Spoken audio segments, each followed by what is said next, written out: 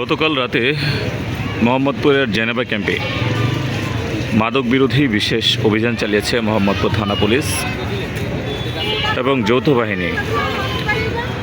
আজকে আমরা দেখছি থানার সামনে প্রায় জেনেভা ক্যাম্পের কয়েকশো বাসিন্দা তারা এসেছেন এবং তাদের যেসব স্বজনদের গ্রেপ্তার করে নিয়ে আসা হয়েছে তাদেরকে ছাড়ানোর জন্য দীর্ঘ লাইন, প্রায় কয়েকশো মানুষ মোহাম্মদপুর থানায় সমবেত হয়েছে।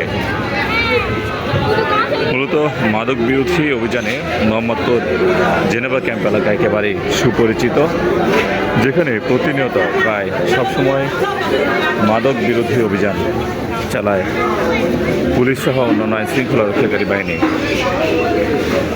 আজকে দেখছি মোহাম্মদপুর থানার মধ্যে ঠিক এই মুহূর্তে অনেকে এসেছেন, অনেকেই তাদের স্বজনদের ছাড়িয়ে নিতে এসেছেন।